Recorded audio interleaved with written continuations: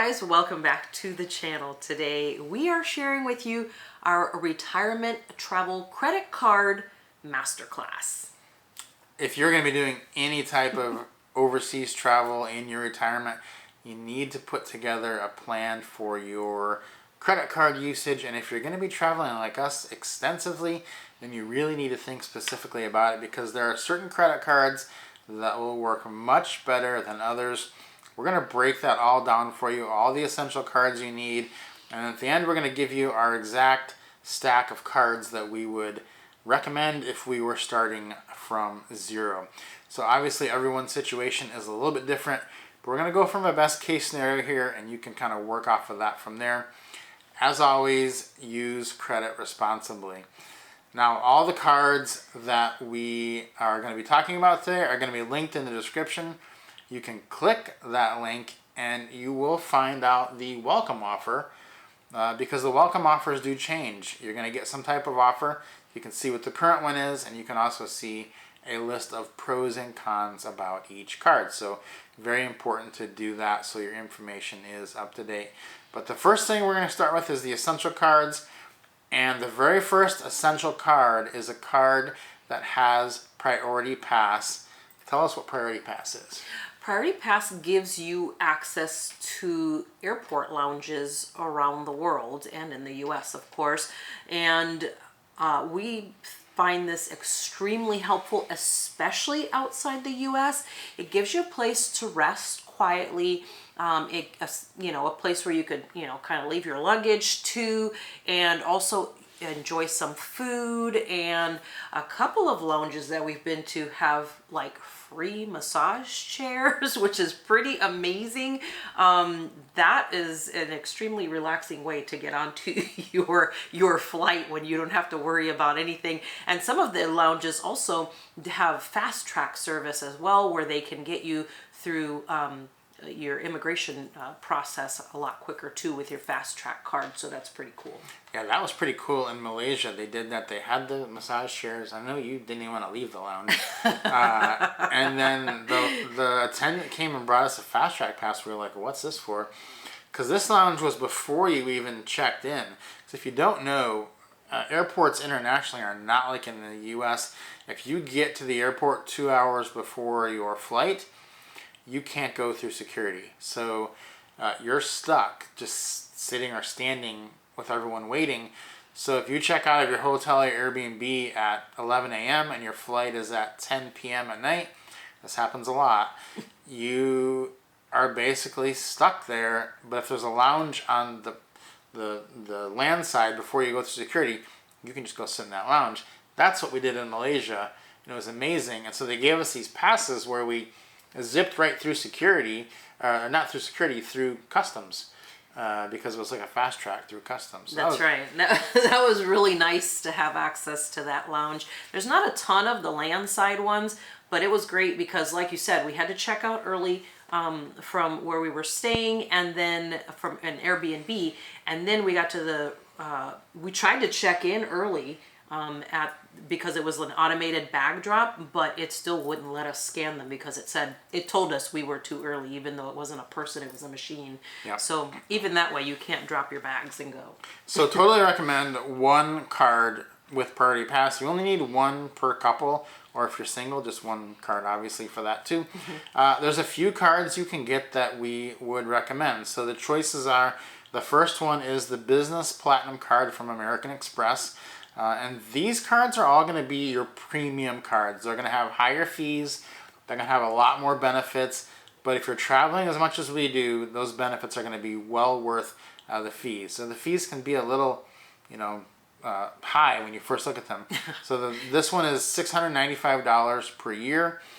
And the Business Platinum card from American Express has an even wider range of lounges you can use, because you can use the Amex lounge as well. That's right. You have access to the Centurion lounges, which are even more fancy than the Priority Pass ones. So that's also really nice to have access to. They also have something called a Cruise Privileges Program. When you sign up for a cruise with them, you will get extra onboard credit. So that's a pretty big benefit with as many cruises as we do. A lot of people in our situation cruise a lot, and that's just a great place to sign up for your cruises, get free onboard credit. Another one we love is gold status with both Marriott and Hilton is included. Then you're going to get a $400 Dell credit, which is kind of an odd one, but it is a business card, so it kind of does make sense. A $200 airline fee incidental credit. And then one that's been pretty important to us over the years, Avis Preferred, Hertz Gold Plus, and National Emerald Club Executive status. Exactly. And those are great because we, as you know, travel full time and sold everything, including our cars. So when we are places where we need to rent a car, these statuses come in handy because not only do you usually have access, you'll have immediate access to the cars, but they also let you upgrade to a different category car and different things like that. So it is really nice to have those rental car privileges for us. The next one is a very similar card. It's the Platinum card from American Express. So it's the 2 American Express Platinum cards. This one has most of the same benefits except for the Dell credit. Instead of that, they're going to give you $200 in Uber Cash, a $240 digital entertainment credit, which we found very easy to use. Super easy to use. We have a lot of streaming services, and this makes the services free. Yeah.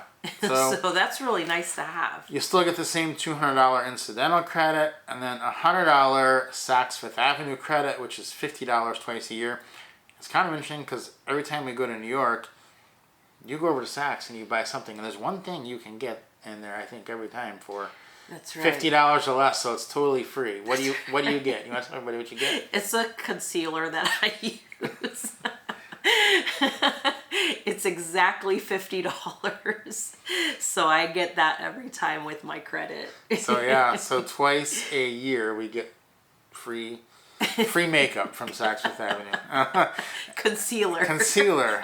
I don't know the makeup terms that well. Then you have a $200 hotel credit at the Fine Hotels and Resorts Hotel Collection.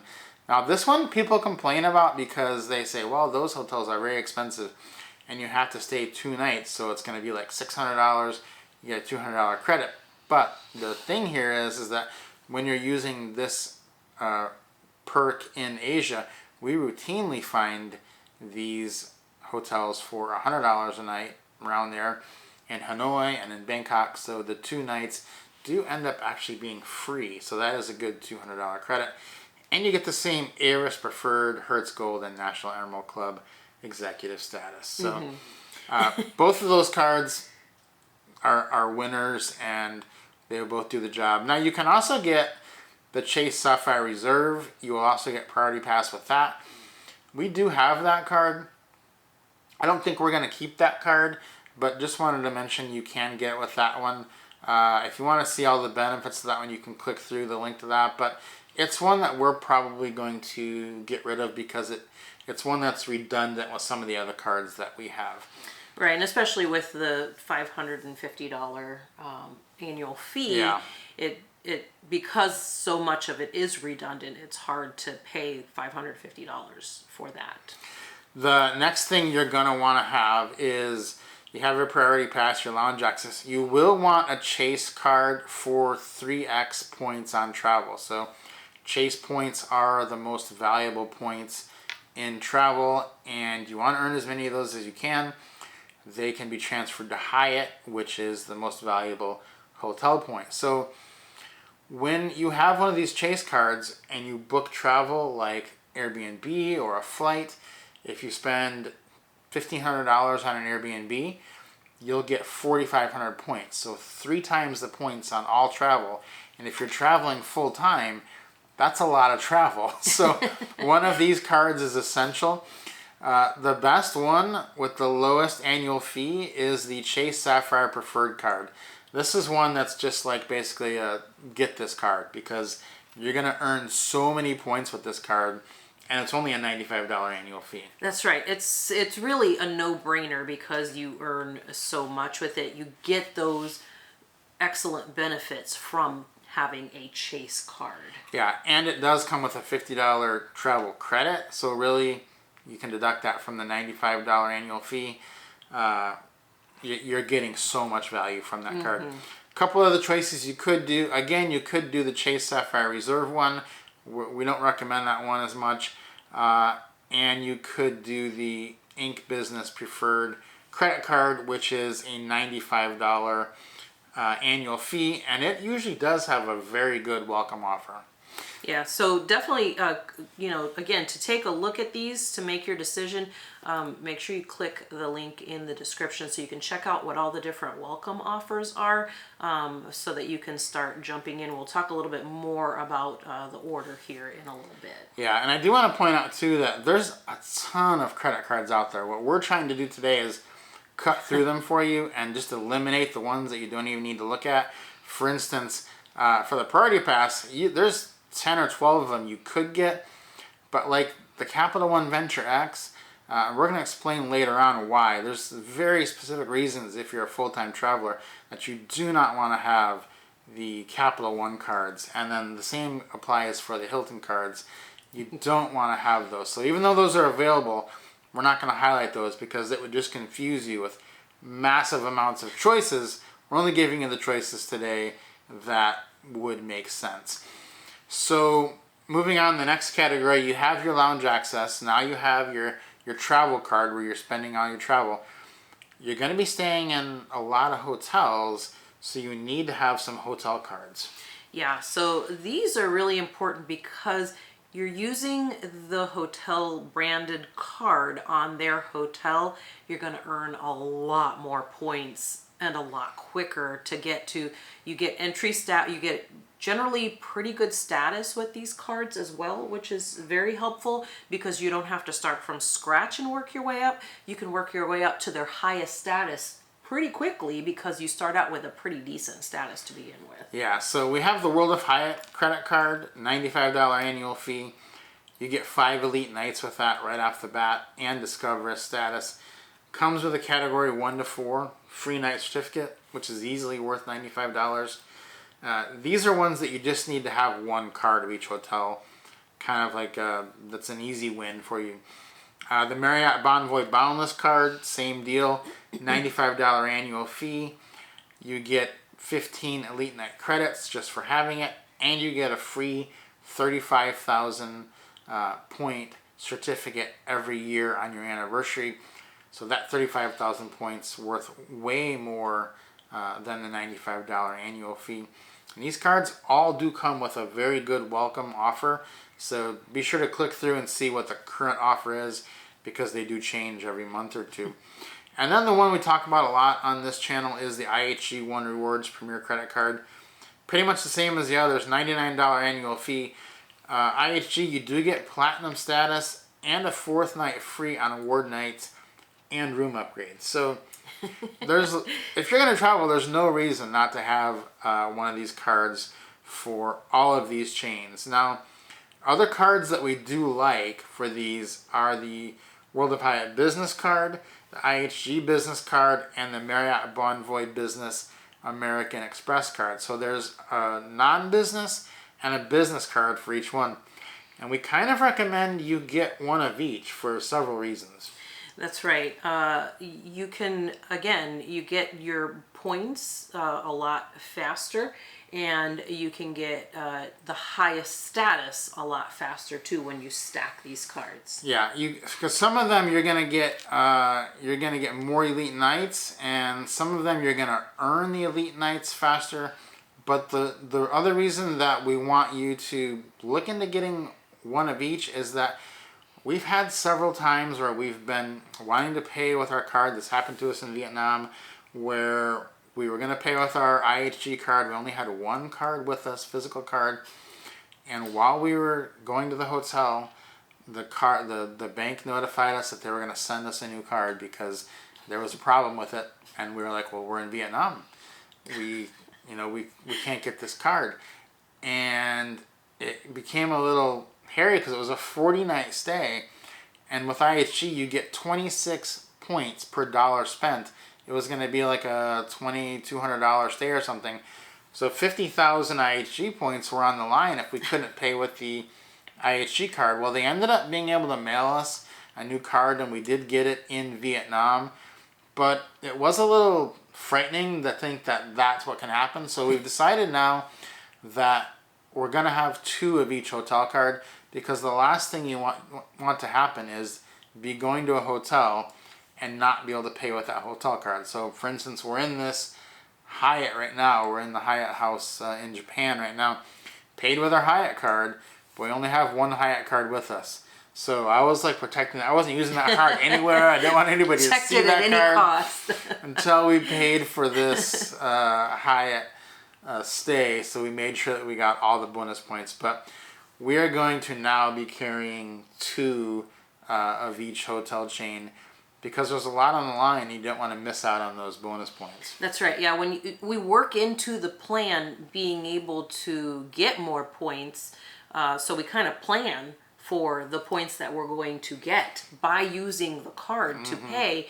And so it's important to actually pay with the card, because you're planning on those. They're a part of our overall travel plan. So it's important to have. And if something like that happens, you can't always, it just happened to be we were going to be there for long enough that they could send it to us, because it took about a week to receive it, even though they expedited it as much as they could. But you could be somewhere where you're not going to be able to receive it. So that's why it's so important to have both of those. And we'll talk about which order to get them in here in just a few minutes. Exactly. Next category is airline cards. And we don't recommend getting any specific airline cards. You'll see Delta, you'll see Southwest, United. We don't get any of those cards. And the reason is that when you're traveling the world, you're going to be on all different brands. We're on Singapore. We're on AirAsia. We flew here on VietJet. We're rarely on Delta. We're on Emirates. It's a different airline every year. It's just based on whoever has the best price or whose points we can use. So you're not going to get they have, the airline cards usually provide like free baggage.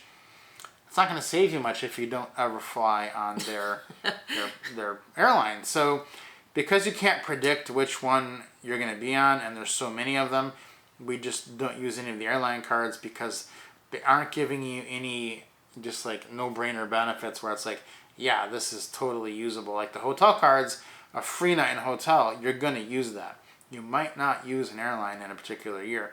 And the other thing is, you still can redeem your Amex or Chase points for business class flights on these airlines by transferring them to some of the airline programs, and just get the points in the airline programs that way. If you were going to get a card, the best program that we found is, shockingly for us, the Air Canada Aero plan for flights in Asia. That really did shock us. Yes, they have the largest, I think, offering in their partnership group. And we actually recently booked 3 different business class flights with points from our welcome offer on an Amex card. Yeah, so that was great.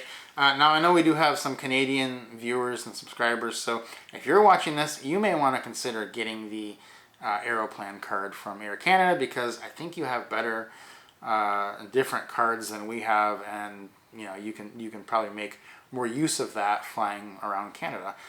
So look into that. We do want to make sure we mention that all cards that we're talking about today do not have foreign transaction fees. You never want to get a card that has foreign transaction fees. You're going to rack up costs. So if you're looking at a card, make sure that that's the case. The second thing to mention is that before you start applying for cards, determine if you can apply for a business card. It's much easier than people think, because when people think about a business card, they think, well, I have to have all these employees and have all this profit. You don't really have to have that. You can just be one person running a business, and you don't even have to have profits yet. I mean, people take out business loans and business cards just to start a business. So if you're thinking about starting a YouTube channel or thinking about writing a book and you need things for that, you can get a business card for things like that. You don't have to have $1 million business to apply for a business card. Even if you have rental property, if you have an Airbnb rental that you do, anything like that, or even if you just sell things on Etsy or sell things on eBay or whatever, all of those things qualify. So there's a lot of ways to get in. You don't have to have all this, government paperwork or anything like that. If you're running a business of any type, you can definitely apply for the business cards. Yeah, and there's an important reason that business cards should be applied for.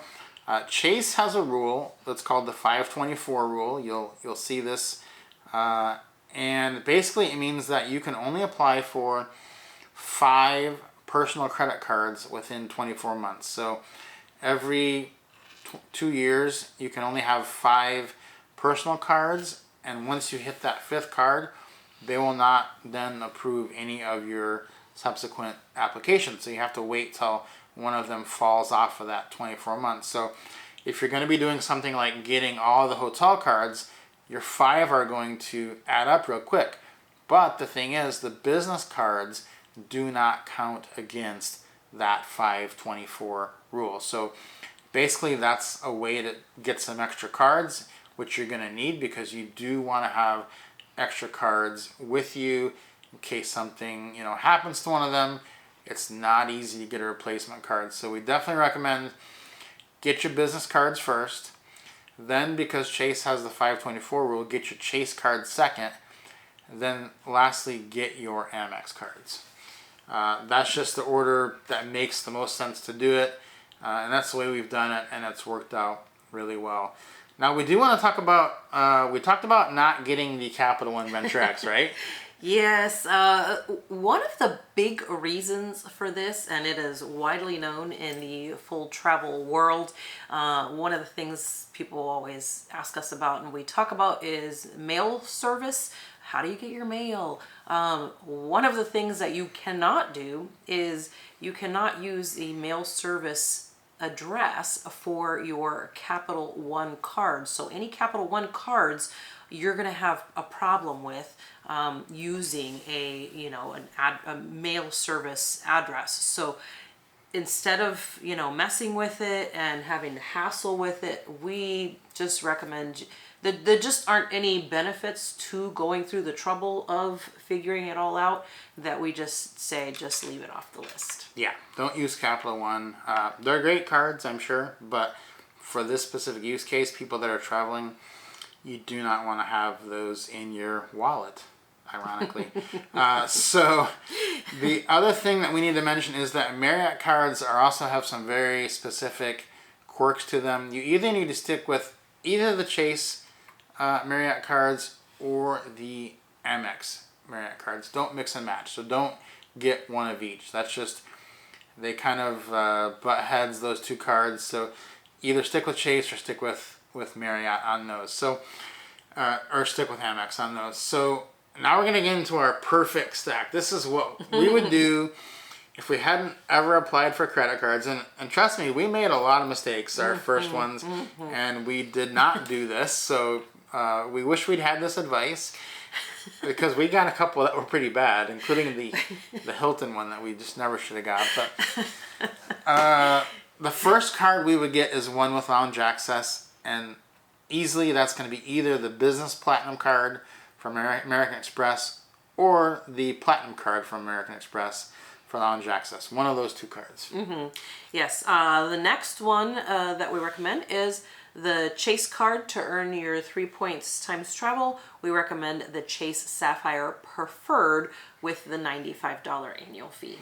And then we would start getting hotel cards. So we would probably get each of the World of Hyatt and the World of Hyatt Business, the IHG One Rewards card, Premier Credit Card, and the IHG One Rewards Premier Business Credit Card, and then the Marriott Bonvoy Boundless Credit Card. So that's going to be 5 hotel cards, a Chase card for your travel, and an Amex card for your lounge access. And that is going to cover pretty much all of your needs as a full-time traveler with credit cards. Absolutely. It will give you, not only cover all your needs, but it's also going to give you those backups that you need as well. And also keeping the annual fee costs down as much as possible too. Right. Now, it should be pointed out that you can, that's 7 cards. You can split that. Like, I'm not going to get 7 and she's not going to get the same 7.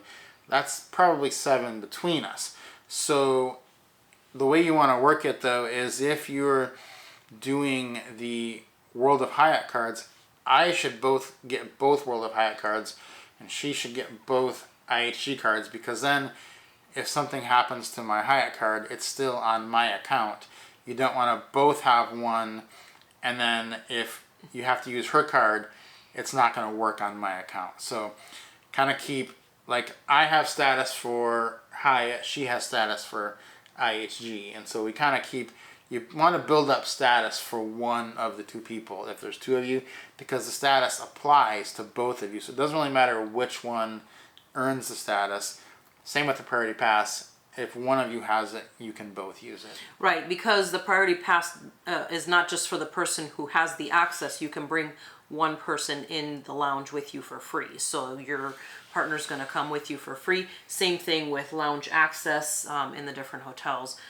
Your other person staying in the room with you is going to come with you to the lounge. They will have access as well. All right, that was a lot of information. We know it was a lot of information. We know you have questions, so put them in the comments and we will try to answer that. Also, click through to the links on the credit cards. There's a lot more explanation and a deep dive on every single card that'll kind of give you more information on them if you're interested. But we hope this has been helpful. This is a system that has really worked for us, and we've been able to really maximize our travel, and we think it will work for you as well. Yeah, hopefully this has been extremely helpful. Also will be helpful to you is to sign up for our free monthly newsletter. We'll be sharing any special deals and things like that that we see for any travel related type things. So make sure you guys sign up for that. Also, the link for that is in the description. Guys, don't forget to subscribe. Leave us your questions in the comments, and we'll see you next time.